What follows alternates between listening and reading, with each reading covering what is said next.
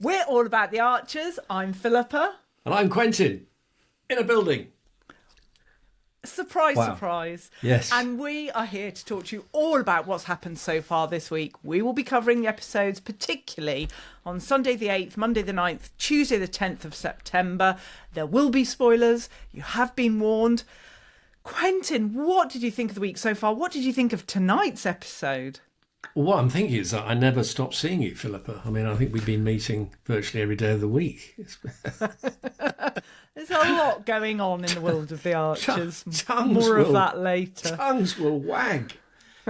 Well, when I was last in a car in the Cawley services off the M6, did I not predict that Harrison would lose it with You George? did. You were very good, yeah.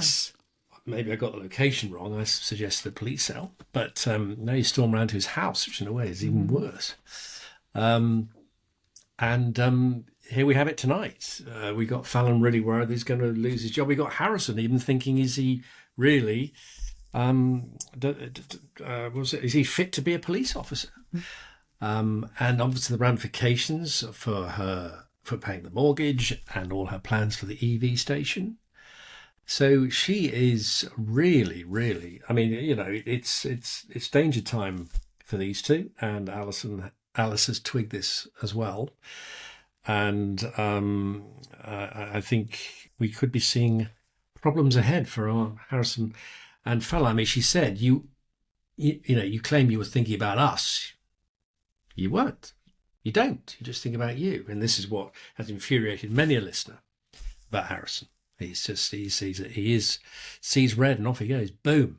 You seem very relaxed, whereas I am absolutely fuming tonight. I mean, I loved hearing Sunday night with Alice and Chris discovering the truth, and I'm sure we'll talk more about that.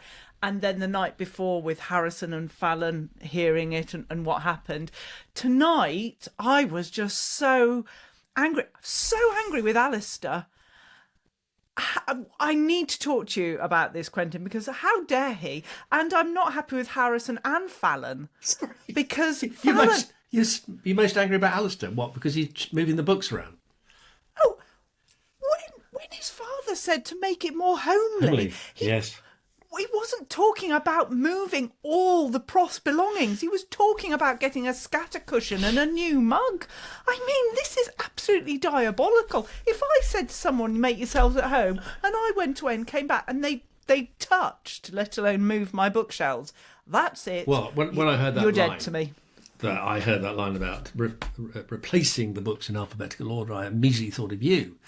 And that array of, are they real books or is it just some special effect behind you? In your size order and all that. Imagine, can you imagine if somebody moved those? You go nuts. I mean, personally, if somebody moved my vast bust of Socrates that I have in the next room, I would be absolutely seeing red like Harrison was with George. So, and what do we make? I mean, you might as well you'd be obsessing about this deep green and apple white paint. Oh, come on, no. And a feature wall. No, thank you. How dare you? They were going to move everything. They were moving the bookshelves. They were moving the display case, the oil paintings. Yes. I mean, it is not Alistair's house. How dare Yes. he? Just because he wants his lady friend to move in. No, Alistair, no. No, I agree with you. I think the scale of it was ridiculous. I mean, where are they going to put all this stuff? It's not a huge house. Where are they going to move all this stuff? Yeah. No, I agree with you. I suppose I just saw it as a sort of one of those distractions to take us off the scent of the main story. And it did distract me, because 1 minute I thought, oh, we're going from the unravelling of George to talking about sunflowers, but then there was all of that. So no, whereas I loved hearing all the sort of what happened earlier this week. No, I'm so cross now. Honestly, I'm not going to sleep tonight from grinding my teeth. I don't know, I've ever seen you so angry. It's really fundamentally about books. Bookshelves. Prof, it's Jim. But Jim is so smart that he sussed what might be happening and dispatched it to Robert when he's not picking up poo bags, the most disgusting flop of the week. Robert comes round and with his list of very strict instructions. Yes, and then gets locked out. Gets locked out. Did they trick him to get out of the house saying somebody was dumping Yes, Alyssa? Yes, I felt so. Yeah, So and he did fall for that it. was Brad who came up with that ruse, wasn't it?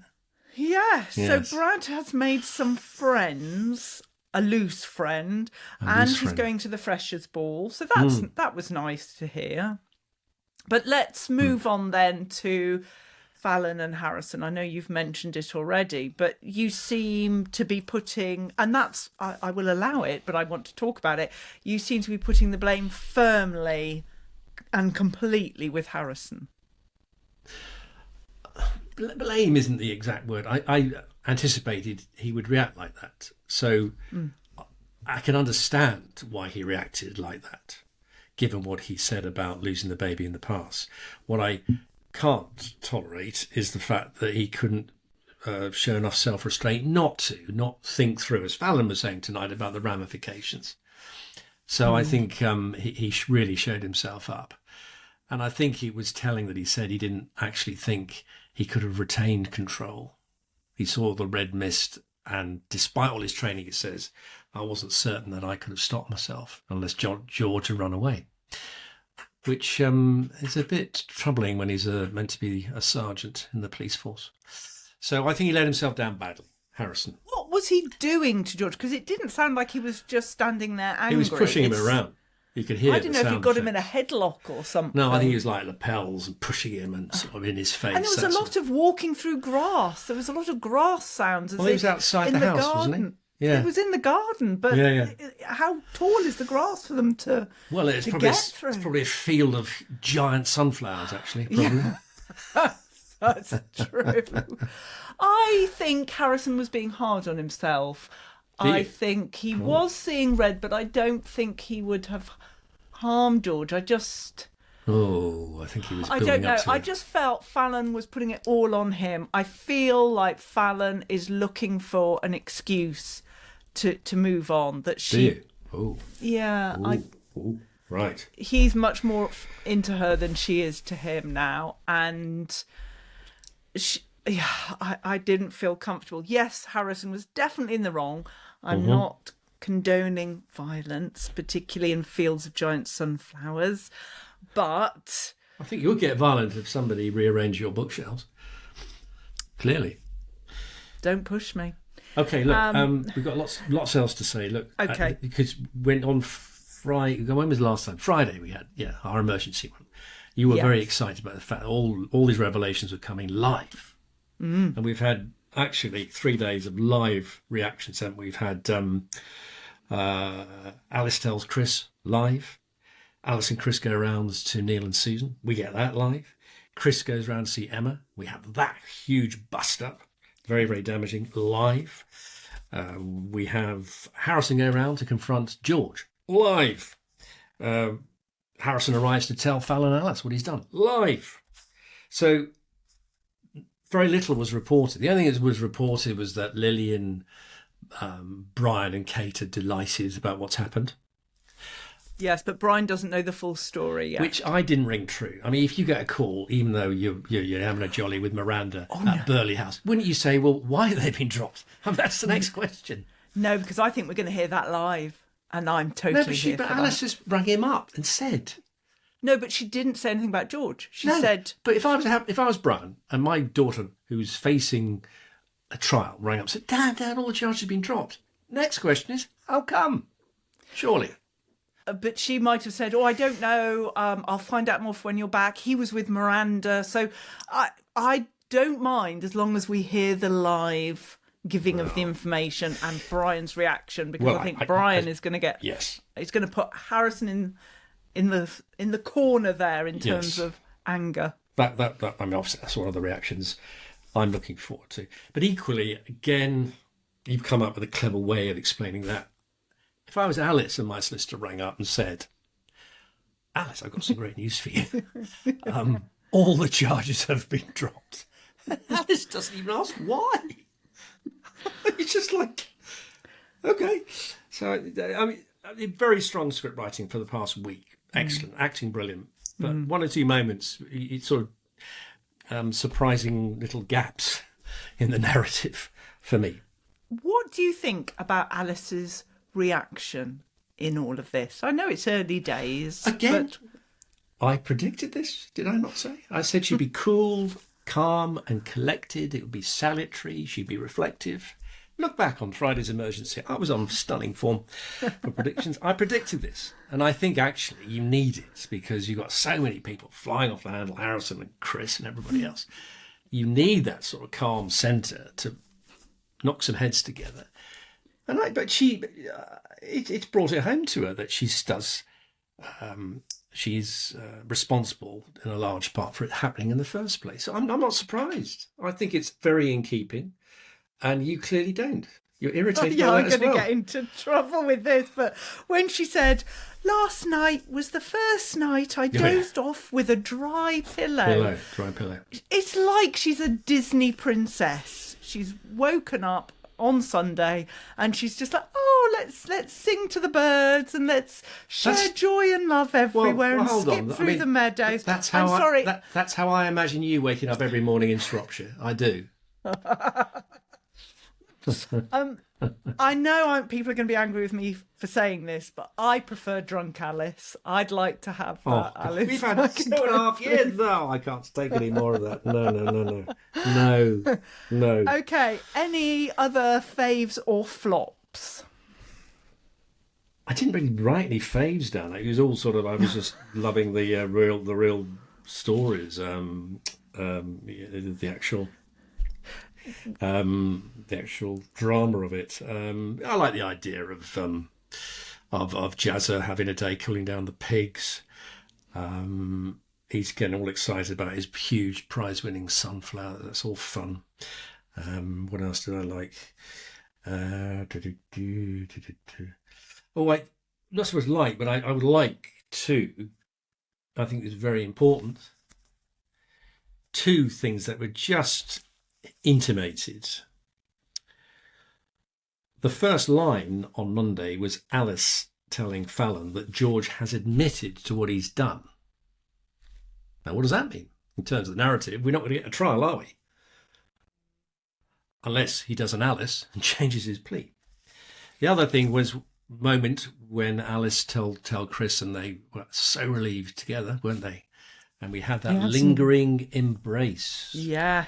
We all heard and she said tonight, did she not? That was the thing she regrets the most, losing Chris. So I think we're getting a bit of this. Yep. So, call them faves, but the significance of those 2 lines was very important to me. But we also heard Harrison and Alice being quite pally, and some people are thinking, is something going to happen with those 2? No, I hope not. I don't think so. I mean, of course, she tried to snog her in the car, but she was drunk, wasn't she? I loved, a fave for me was hearing Chris confront Emma. I mean, Emma was busy at the rewilding with Frank Graucut, and she was just stopped, and suddenly Chris appears. Did you think Neil should have gone to stop that argument? No, I think it had to happen. It needed to happen. Mm-hmm. But my God, he piled into George, didn't he? That piece of garbage, that pathetic excuse of a son. I don't want to see or hear from you ever again.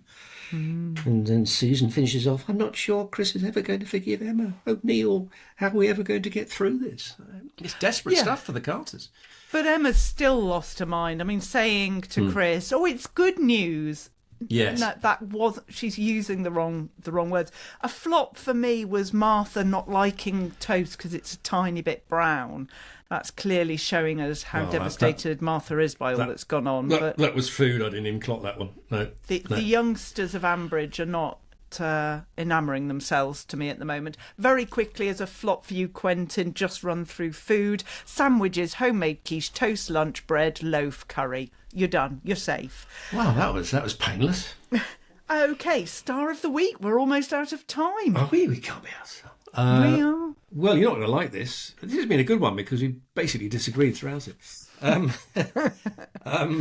Star of the week for me is Alice. Because I think she has been a still calming, healing influence in this torrent of upset that is Ambridge. So I admire her self-awareness, her honesty. I think the scenes between her and Susan were very touching. She thanked her for getting her into rehab by shocking her back into rehab, and Susan apologised for all the things that she had said about her. So Alice for me, yeah. Mine's Robert for saving the day, or trying to save the day, and keeping those bookshelves where they need to be. And I am ashamed that Alistair has proceeded with it tonight. I was disgusted by Robert, this idea of this stockpiling these dog poo bags on the village green. Let's not worry about that. Oh, that's more important to me than bloody bookshelves. It's disgusting. I mean, no. Yeah, and he's wearing high vis. Like, he justifies himself by dropping. God, no. Predictions. Plenty. Harrison will face a disciplinary once the Grundys challenge him over his altercation with George. Right. Long term, Alice and Chris will get back together bit by bit. Short term, David will claim ownership of this giant sunflower and deny Jazza, or try and deny Jazza, his moment of glory at the food and produce show. Well, I hope Harrison resigns before that will happen, so he can protect his pension, hopefully, and just go and do something else. I think Alice will eventually get cross with George. It's like how everyone goes through these different phases of emotions and big time. I think, as I mentioned, Brian will lose his mind. And yes, an incredible prediction. Jazza will not win the flower and produce show. It's a revelation, I know. Because David will deny him ownership of said flower. Because there won't be a sunflower category, presumably. I've never known the biggest sunflower category before. Yeah, but he's good mates very good mates with Fallon. She might make one up for him. Well, we'll look forward to hearing the rest of the week. Now, this weekend, we have a very, very exciting interview coming up for you. Quentin and I talked to Jane Garvey yesterday. Jane, of course, very well known from Woman's Hour, from Fortunately, from Off Air, at the Times Radio with Fee Glover, all sorts of things. And she is a huge Archers fan, so we had a lot of fun talking to her, and that will be up this weekend. I will be with Lauren next week. And we must say, how wonderful it is that our Facebook group have hit over 4,000 members. I think we're nearly at 4,100 actually now. But do you know, I look back, we put on 1,000 new members in the space of a month. That's phenomenal, isn't it? Well, you're all very welcome. Keep on coming. It's a lovely place to be. Yes. So that's it. It's a goodbye from me. And it's a au revoir from me. Goodbye, Bye-bye. everyone.